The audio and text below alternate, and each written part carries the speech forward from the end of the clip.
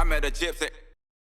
Yeah, and what's your take on like the live golf situation? Because I mean, it was something that I commented on very early in the piece, and especially when live started getting announced. Like I could see what was going to happen as soon as I started seeing the PGA Tour's response to live, and then the way that some stuff was going on here.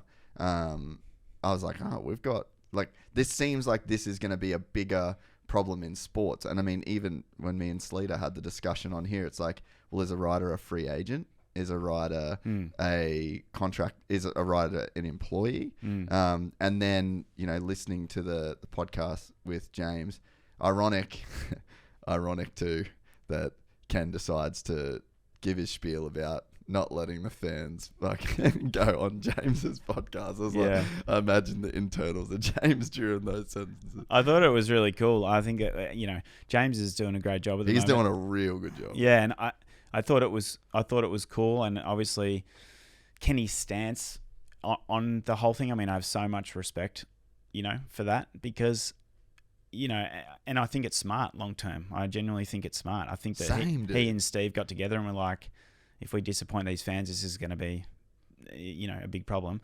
But also, it was bad for James, bro. Like, people on the ground, every time the whole Marvel OzX SX like that, any time it comes up, bro, it is so talked about. You know, that was a character building in our business careers. That's for sure. That would have been hectic. Yeah. But yeah, I think, you know, huge respect for Kenny to make those statements, for doing whatever's right for him, you know, and I genuinely believe that, you know, that he has put the fans first in this instance, and I think that's amazing.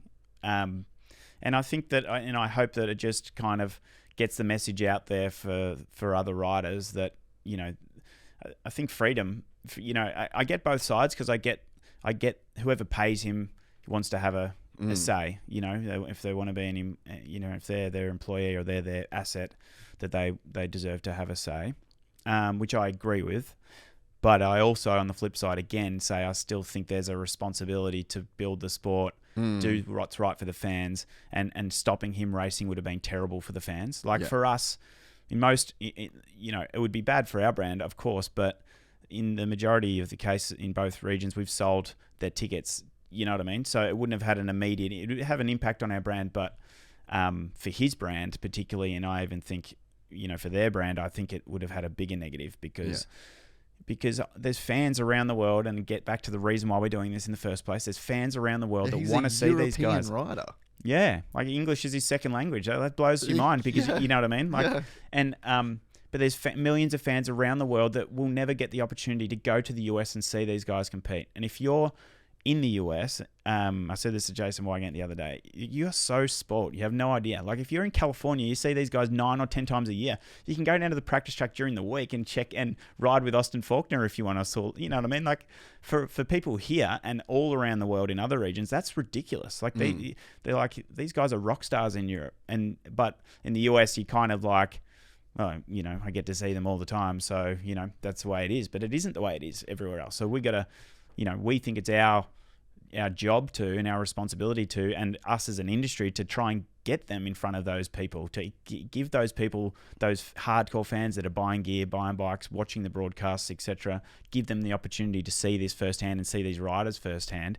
And I think that's a fantastic mission to be on. Oh, definitely. You know? And I mean, you look to, they're doing 31 races in the US, and a guy like Kenny is famous for pulling up in his motorhome and then getting in and out. You know, so it's like, it's got to the level where they're almost so spoiled in the US for these guys, you know, like you have the chance to see them 30 times a year that everyone's jaded. You know, it's almost like the fans have forgotten how much exposure they have, and like the market share of, you know, events, and then the guys are fucking jaded to the point where they're like, sweet, I'm getting in my motorhome, I'm not even going to deal with it, you know? Yeah, and yeah, so I think it's an amazing opportunity for you know, not only the sport to grow, but for the fans, and that was the purpose. That's why we're grinding away doing what we're doing, is because, I mean, we have had the I guess been lucky enough to experience what it's like to create that for people. Yeah. And when you have done that, and when you've seen, kids smiling and parents thanking you, and because you've invested the money to bring Chad Reed back home, or you've brought out Jason Anderson, or you've brought out these heroes that these kids, they don't have the ability to go see. When you see the smiles on their faces, that's why you do it. Yeah. And this is an exciting opportunity to do that all around the world, in places that they will never get to see them otherwise. So I think it's great. And you think about, like, I know the boots on the ground effect of Jason Anderson coming here, and then Dean Wilson. Like, you put in a couple years of coming back to the fans in a certain country, they're lifers, bro.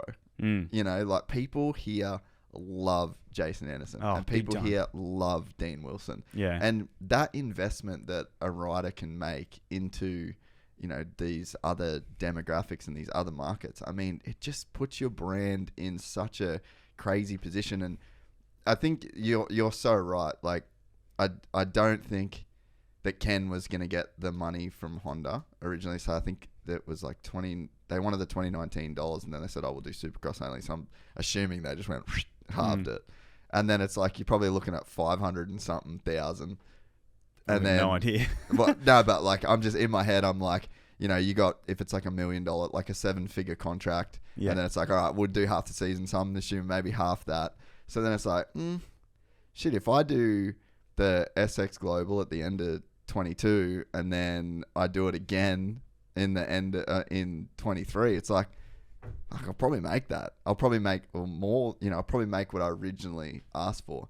And it's like, if a dickhead like me can make a living out of motocross, like, what can he do? Yeah. You know what I mean? So it's like, the world is changing to the point where, and I mean, I said it like ages ago with like Jet and with Hayden. It's like, do you need a massive team, and do you need all this shit, especially if we're just talking Supercross and you're doing a couple series? It's like, not really, man. Like, we're so blessed in motocross and Supercross that these guys are pretty much riding stock bikes. In comparison to other motorsports. Mate, for sure, we're so close. Like, 40 grand could build you the most ridiculous... You'd struggle to find money to spend on other things. For sure. On parts on the bike beyond that, I believe. Yeah, and so, I think that motocross, this is like the perfect model for it. Like, Danny Rick can't do that. No, and that's the thing why we see such opportunity in the sport, is because it's an amazing spectacle. It's amazing for fans. You take an incredible motorsport, combine it with other entertainment elements, and put it in a stadium environment. That's what makes Supercross such an attractive proposition.